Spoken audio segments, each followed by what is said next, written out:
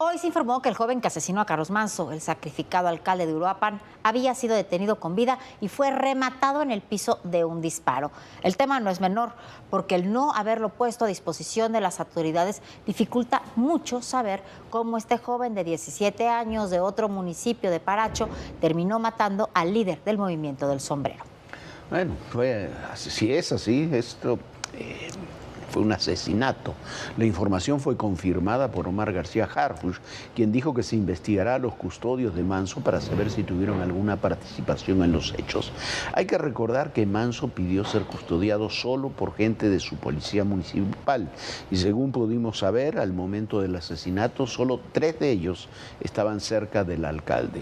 Los miembros de la Guardia Nacional estaban en la zona y en el lugar, pero también por pedido de Manso estaban cubriendo el perímetro, la zona en que se movería el alcalde en medio de esta procesión popular que los quedó finalmente, por unos y por otros, totalmente desprotegido, desgraciadamente, en parte, por una decisión también personal.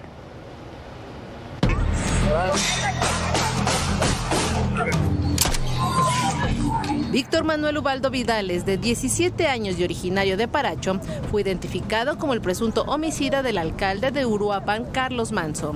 De acuerdo con el gobernador de Michoacán, Alfredo Ramírez Bedoya, el joven ya estaba detenido cuando recibió el disparo que lo mató, y que esto no permitió que confesara quién o quiénes le ordenaron matar al alcalde de Uruapan. Se está investigando también por qué el avertimiento en el lugar de el homicida, porque el homicida lo detiene y momentos después hay un forcejeo y hay un solo disparo que abate al homicida. Eso también se está investigando. El gobernador confirmó que una de las líneas que sigue la Fiscalía Estatal se centra en la vulneración del círculo personal de seguridad de Manso. Otra línea de investigación es sobre qué célula del crimen organizado planeó el atentado y los motivos para realizarlo ante una multitud en el festejo de Día de Muertos. Manso fue atacado con un arma de fuego el pasado 1 de noviembre y murió momentos después de ser llevado a un hospital.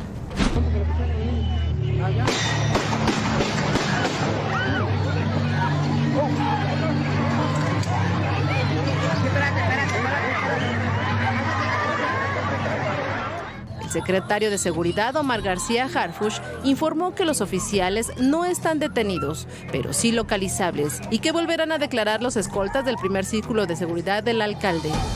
En efecto, esa declaración que usted dice la hizo uno de sus escoltas desde el inicio, que él dispara al agresor del presidente municipal. Sin embargo, los peritajes continúan para ver el arma que mata al agresor. Se sigue verificando el arma que también dispara en contra del presidente municipal. Entonces las investigaciones continúan.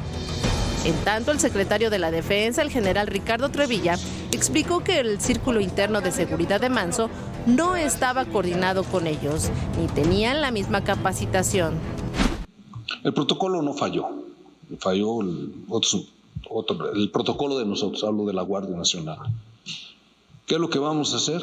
Tratar de concientizar más a la persona que se les va a resguardar para que se apegue o coopere para la implementación de este tipo de protocolos. Si desde un principio él tal vez hubiera aceptado que fuera el personal de la Guardia Nacional quienes tienen cursos de protección a funcionarios y tienen otro tipo de preparación, se hubiera incrementado su nivel de seguridad.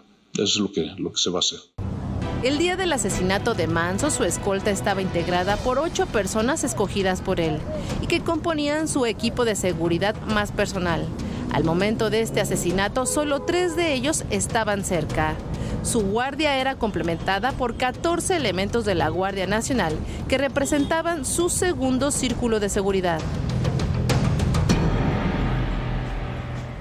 Sí, bueno, hay que esclarecer esta situación. Mire, punto 1, lo que diga el gobernador Ramírez Bedoya y lo que diga el fiscal del Estado, lamentablemente queda siempre bajo sospecha, porque ellos son parte de los que son acusados, o por lo menos sospechosos, de estar relacionados con grupos criminales. Dice el gobernador que van a ver cuál es el grupo que estaría detrás. Bueno, hay un papel, hay que también tomar las cosas con mucha claridad. El cártel Jalisco Nueva Generación es el que se ha quedado en los hechos con el control prácticamente de todo el crimen organizado en Michoacán. Sí, hay muchos grupos, hay muchas bandas, pero cada vez el cártel Jalisco está incorporando más. Desde hace algunos meses ya le dijimos aquí que los Viagras, el otro grupo poderoso que operaba ahí, que estaba aliado con Cárteles Unidos, ya se alió finalmente también con el cártel Jalisco. Varios de los grupos que estaban en Cárteles Unidos se han ido incorporando también con el cártel Jalisco. Las acusaciones o las sospechas que existen sobre el gobernador y sobre la Fiscalía del Estado son de que tienen relación con los Viagras. Ese es el tema. Ese es el tema. No están en medio, lo venimos diciendo desde el mismo día del asesinato de Carlos Manso, están en medio de la investigación personajes y están en medio tomando decisiones personajes que son de los que son sospechosos de haber participado en esas actividades. Ese es el punto central. El cierre del Estado con fuerzas del Ejército, básicamente para evitar la entrada y salida de los personajes, se da precisamente por esa característica que está adoptando Michoacán, por ese control creciente que está teniendo el cártel Jalisco. Vamos a ver qué es lo que sucede, pero hay que insistir en un punto. Michoacán hoy es un estado fallido y resulta inconcebible que quienes fallaron gobernando ese estado, el gobierno del estado, el gobernador, la fiscalía, sean los que se les dé ahora la orden, los instrumentos para tratar de solucionarlo. Pues sin duda, Jorge, porque vimos claramente cómo Carlos Manso acusó en repetidas ocasiones, está en video, no somos nosotros, es el propio Carlos Manso, que estaba siendo perseguido por el gobernador Ramírez Bedoya, que había que investigarlo, incluso llegó a decir que si le pasaba cualquier cosa, que investigaran a el gobernador Ramírez Bedoya, así que esa es una línea de investigación que tienen que seguir las autoridades federales. Por otra parte, hoy se dio el informe de seguridad mensual, el secretario García Harfuch aseguró que los homicidios se han reducido un 37% en este último año. Y es verdad, pero lo que sucede es que la presidenta Sheinbaum exhibe unas gráficas que distorsionan completamente la realidad. El Gabinete de Seguridad presentó los resultados de la estrategia obtenidos hasta el 31 de octubre con información de las 32 fiscalías estatales. El titular de la Secretaría de Seguridad y Protección Ciudadana, Omar García Harfuch, indicó que las detenciones, aseguramientos e incremento de operaciones directas tuvieron un impacto directo al disminuir 37% la delincuencia delictiva. García Harfuch detalló los resultados de las instituciones que conforman el Gabinete de Seguridad. Fueron detenidas más de 2.300 personas por delitos de alto impacto. Se aseguraron más de 13 toneladas de droga y casi 1.700 armas de fuego. Se desmantelaron 47 laboratorios y áreas de concentración para la producción de metanfetaminas. Las acciones contra el tráfico de droga es una de las prioridades. Se han asegurado casi 300 toneladas de droga, incluyendo más de 4 millones de pastillas de fentanilo. El Ejército y la Marina desmantelaron 1.614 laboratorios para la producción de metanfetaminas, lo que representa una afectación económica de cientos de millones de pesos para la delincuencia organizada. Derivado del combate a la extorsión, el secretario de Seguridad informó que hubo hallazgos sobre el origen de las líneas telefónicas utilizadas para cometer este delito. Se han detectado que 12 centros penitenciarios concentran el 56% del total de líneas telefónicas reportadas para extorsionar a través del 089. Este es uno de los delitos que sigue afectando a los ciudadanos. De acuerdo con el Secretariado Ejecutivo del Sistema Nacional de Seguridad Pública, la extorsión se mantiene por encima de los niveles registrados en 2019. Pese a los avances en seguridad basados en números duros, la presidenta Sheinbaum mostró una gráfica triunfalista, en la que según sus números, durante la administración del presidente Calderón, los homicidios aumentaron 148%, con Peña Nieto 42%. Sin embargo, dijo que con AMLO se redujeron 9%. Como siempre lo ha hecho la 4T, acomoda las cifras a su conveniencia para mostrar una supuesta realidad inexistente y ofensiva para las familias que han perdido seres queridos. Si hablamos de datos reales, con base en los propios números del Secretariado Ejecutivo del Sistema Nacional de Seguridad Pública, el sexenio de Calderón registró 120.463 homicidios dolosos, el de Peña Nieto 156.066 y el de López Obrador 202.336 asesinatos. En cuanto a los desaparecidos, el primer año de la presidenta Sheinbaum supera los 15.000 casos, prácticamente el acumulado en el sexenio de Calderón. Estos datos revelan una sola cosa, que los mexicanos no se sienten seguros. De acuerdo con la encuesta nacional de seguridad pública y urbana elaborada por el INEGI, 6 de cada 10 personas dijeron sentirse inseguras. A nivel nacional, el 63% de la población de 18 años y más consideró que era inseguro vivir en su ciudad. Esta cifra aumentó 4.4 puntos porcentuales respecto a septiembre de 2024. Las mujeres son quienes más lo resienten. Casi 7 de cada 10 confesaron sentir temor de ser víctimas de un delito. Las ciudades con mayor percepción de inseguridad son Culiacán, Irapuato, Chilpancingo, Ecatepec y Cuernavaca. En general, en 29 áreas urbanas del país se registró un incremento de la percepción de inseguridad, de acuerdo con los datos recabados en septiembre. Hay éxitos reales en la estrategia de seguridad.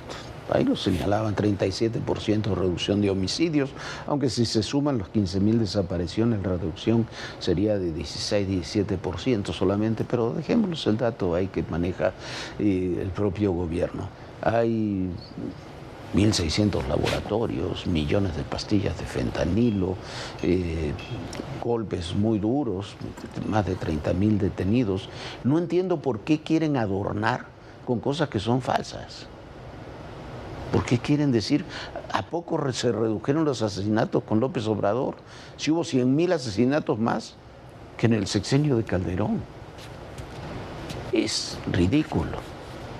Y eso que no hemos sumado los desaparecidos, que fueron prácticamente 60.000, según datos oficiales en el sexenio de López Obrador.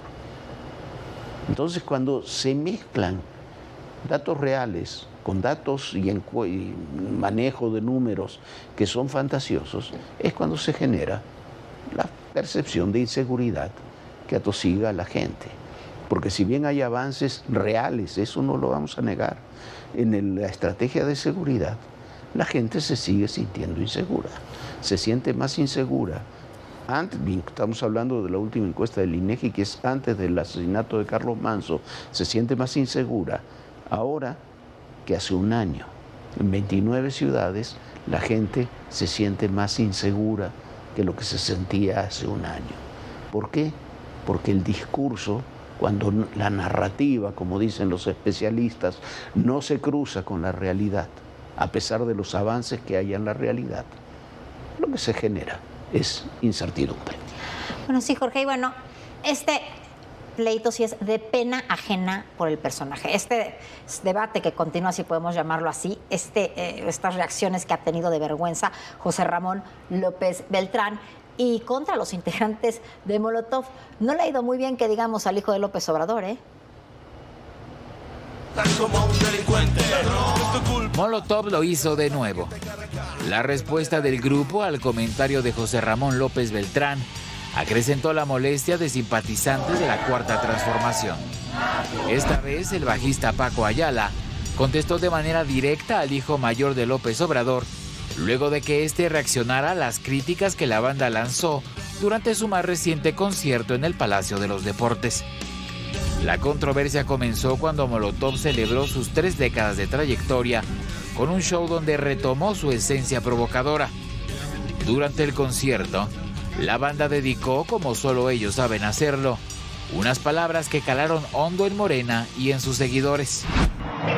Estamos alineados a cualquier cuadro de transformación. Estamos aquí porque somos igual que ustedes, somos mexicanos y queremos este país. Y aunque cada vez nos va un poco más mal, esta canción sigue diciendo lo mismo. Casi.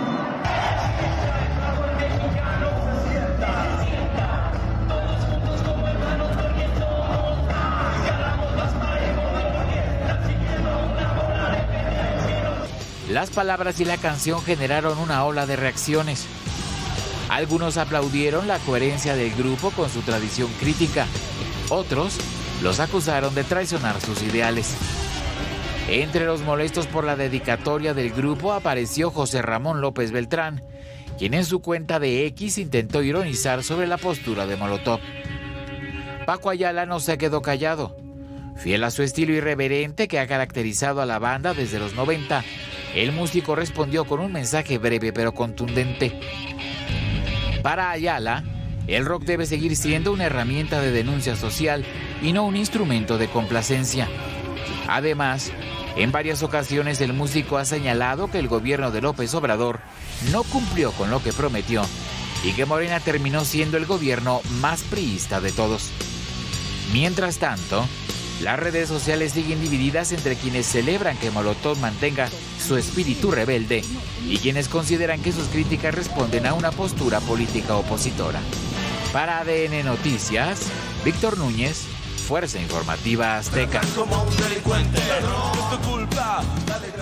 A ver, Paco Ayala de Molotov está en todo su derecho de responderle a esta persona que simplemente arremete contra el grupo. En el principio José Ramón decía que el grupo ya estaba pasado de moda. Pasado de moda, no sé la cantidad de estadios que llena Molotov, no solamente en México, sino en el resto del mundo. Y bueno, siempre han sido una voz crítica y tienen por qué serlo. ¿Por qué tendrían que cambiar ahora que está Morena si tampoco han mejorado del todo? Así que habrá que platicar con los músicos de Molotov, que la verdad son talentosísimos, y bueno, que sigan siendo una voz de oposición.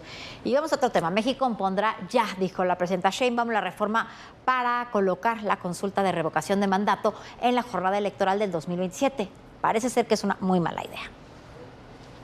Y bueno, es una muy mala idea. Mire, ¿por qué? Porque se tendrán que elegir demasiadas cosas en junio del 2027. Habrá que elegir de todo. Un recuento muy rápido, son 17 gobernadores, 16 alcaldes para la Ciudad de México, además del Congreso local de la Ciudad de México, 500 diputados federales, 1.088 diputados estatales, 680 presidentes municipales, y además habrá otra elección judicial que elegirá la mitad que faltó de elegir del Poder Judicial, que esta elección que fue kafkiana. Y a todo eso se sumará la revocación de mandato. No tiene ningún sentido, no es necesario además. Es una manipulación del proceso que, ¿por qué? Porque quieren tener a la presidenta Sheinbaum en la boleta, esa es la idea. México no necesita, ya ni siquiera necesita una revocación de mandato. Este es un tema que se lo incorporó López Obrador para hacerlo igual a lo que tenían Venezuela y Bolivia, que lo impusieron en su momento Hugo Chávez y Evo Morales. Y era una forma de tratar de reelegirse. Eso es lo que estaba en el fondo, en Venezuela y en Bolivia, y algo de eso era lo que estaba en el fondo lo que hizo López Obrador. ¿Por qué? Porque este es un Estado presidencialista, el Ejecutivo es presidencialista y un presidente. Las revocaciones de mandato, y eso se hacen en los sistemas parlamentarios. Cuando un primer ministro pierde la mayoría, esa es su revocación de mandato, se tiene que elegir otro gobierno. Aquí jamás han querido tener un sistema parlamentario, al contrario, cada vez el sistema es más vertical. El único objetivo de incorporar la revocación de mandato para las elecciones del 27 es hacer unas elecciones kafkianas que serán al final mucho más costosas también, a pesar de que dicen que se va a reducir el costo, y que serán mucho más difíciles, desde contar los votos hasta que la gente simplemente vote. Lo que quieren es tener a la presidencia, Viviana, en la boleta. Bueno, y siguen saliendo a la luz las redes de contrabando y corrupción que involucra a criminales y servidores públicos. Una de estas redes estaba en Veracruz, donde por 8 años traficaron combustible bajo la fachada de una empresa de manejos de residuos peligrosos. Después de ponerse al descubierto una bodega donde se almacenaban más de 250,000 litros de combustible robado y que operaba bajo la fachada de una empresa dedicada al manejo de residuos peligrosos, pero en realidad era un centro de venta y distribución ilegal de hidrocarburos, en la colonia La Libertad de Perote, autoridades municipales confirmaron que, según los vecinos, se emitían olores fétidos y movimiento sospechoso desde hace 8 años. ya data de hace muchos años. Ha habido algunas manifestaciones en el 2017, a donde la población de La Libertad se quejó por los olores fétidos que expedía. Sin embargo, pues quedó nada más en la manifestación, no hubo intervención. Consideramos esa empresa que tenía residuos altamente peligrosos, pero naturalmente esa parte, los permisos no los damos los municipios, la da naturalmente, ¿verdad?, el gobierno del estado. De acuerdo con los vecinos, el movimiento en los últimos meses se intensificó y, como mencionaron las autoridades municipales, contaban con todos los requerimientos estatales y del ayuntamiento. El edil agregó que la empresa contaba con autorizaciones para manejar residuos peligrosos bajo el argumento de ser un proyecto de tratamiento y recuperación de desechos derivados de hidrocarburos. El responsable del trámite fue Rafael Salazar Jiménez, quien ingresó la solicitud de autorización a la Semarnat en julio del 2010. Sí, en el 2017 ya hubo una manifestación ahí, cerraron carreteras, pero las autoridades en aquel tiempo dijeron que estaban con sus permisos actualizados, que estaban bien. Hubo en el mes de junio una pequeña explosión donde intervino nuestra autoridad, en este caso Protección Civil municipal, y se corrigió el caso. La bodega de La Libertad se suma a los casos detectados en Moloacán, Las Vigas de Ramírez y Minatitlán, todos con el mismo patrón: empresas fachada, permisos en regla y combustible robado en su interior. Ángel Hernández, Fuerza Informativa Azteca. Bueno, y vamos a otro tema que también involucra a Venezuela. Ahora es Rusia la que denuncia como ilegales e inaceptables los ataques de Estados Unidos contra lanchas con cargamentos de drogas en el Pacífico y el Caribe. Podríamos preguntarnos qué tiene que ver Rusia con esas zonas geográficas tan lejanas de su área de influencia. Y la respuesta está en sus tres aliados de la región, que son, por supuesto, Venezuela, Nicaragua y Cuba. Y no nos engañemos, México también es aliado de esos grupos y también es aliado de Rusia, donde mantiene una fuerte influencia, Jorge. Sí, Rusia y sus aliados están muy presentes en México. Según Estados Unidos, Rusia tiene el mayor número de espías de toda la región, con un aumento geométrico en los últimos años. No es una cosa escondida, se ha dicho incluso en el Congreso, en comparecencias en el Congreso estadounidense. Se han instalado también alianzas vía la televisión pública de México, la que tiene el gobierno, con medios como Russia Today. Pero también se ha instalado en México el partido español de izquierda radical Podemos, vía dos de sus fundadores, Juan Carlos Monedero, que fue ideólogo además de ese grupo, asesor cercanísimo a Hugo Chávez, y Pablo Iglesias, que fue presidente del partido Podemos, que crearon en México, acaban de crear en México, un canal de televisión que se llama Red América Latina, que es liderado y conducido por el propio Pablo Iglesias, el fundador de Podemos. Tuvo fuerte apoyo de la televisión pública para desarrollar este canal. Podemos, a pesar de que es una fuerza muy minoritaria, muy pequeña, y no el PSOE, el Partido Socialista Obrero Español, es el partido de referencia de Morena en España. Canal Red inauguró en 2025 su redacción latinoamericana. Desde aquí transmiten para toda América Latina, desde Ciudad de México, con todo el apoyo del gobierno federal. Una línea editorial de izquierda radical para combatir lo que llaman el trumpismo mediático y las agendas conservadoras. Podemos ha tenido relación histórica desde su fundación con Putin y con Chávez, con Rusia y con Venezuela. Bueno, Jorge, y vamos a otro tema, bueno, totalmente contrario a estos aliados, estos cuatro aliados que están ahí con Estados Unidos. El acuerdo en el Senado de Estados Unidos para aprobar un paquete financiero que pondría fin al cierre federal más largo de la historia generó reproches en el Partido Demócrata luego de que 8 de sus legisladores cedieran ante los republicanos. Sin embargo, aún siguen las negociaciones debido a que el proyecto solo proporciona fondos hasta el próximo 30 de enero. Es decir, podría regresar al cierre de gobierno después de esa fecha, si los dos partidos no logran llegar a un acuerdo que financie las agencias hasta el fin del año fiscal. Gran parte del gobierno podría volver a cerrar esto en menos de 3 meses. Y será este miércoles cuando la Cámara, controlada por los republicanos, vote el proyecto de ley. Por lo pronto, los demócratas continúan con fortísimas críticas a las políticas republicanas, sobre todo en el tema de salud, mientras el caos en el aeropuerto y en los distintos aeropuertos de Estados Unidos es terrible. Hasta el día de hoy se han cancelado más de 7,900 vuelos. Bueno, así están las cosas. Es complicado, durísimo. ¿no? No está nada fácil. Imagínense el cierre más grande de la historia en Estados Unidos. Y bueno, en todos lados hay complicaciones. Nosotros ya nos vamos. Muchísimas gracias por habernos acompañado. Y por supuesto, lo esperamos mañana aquí en Todo Personal, en punto de las 11 de la noche. Sueñe bonito, Jorge. Muy buenas noches, Viviana. Muy buenas noches a todos ustedes. Y recuerden, el poder y en la política, todo, pero absolutamente todo es personal. Gracias.